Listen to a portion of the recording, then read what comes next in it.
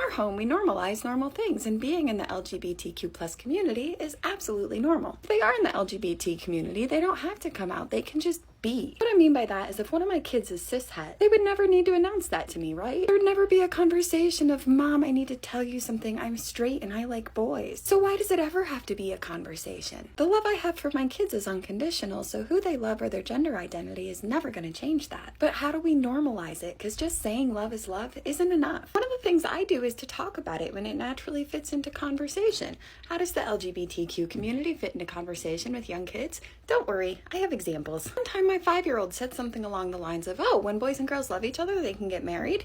And I said, yeah, same with girls and girls and boys and boys. The only thing you need to get married is to love someone and to want to get married. One time one of my kids asked, how do you know if someone is a boy or a girl? I said, if you're not sure, you can ask politely. And then we had a conversation about gender identity. When our kids have talked about their futures and having families someday, we don't assume that they'll have a husband. We just say the person that you'll marry. I think this is incredibly important because as they get older and start to figure out who they are, I never want them to wonder whether it's okay or worry that we won't accept them. When I was like 12, I tried to come out to my mom and she told me bisexual people were selfish, so I jumped back in the closet and stayed there for over 10 years. My kids are going to know that they are valid and loved no matter who they are or how they identify. If my kids aren't in the LGBTQ community, they're going to be allies, so these conversations will always be worth having. Love is love, and I'm teaching my kids that.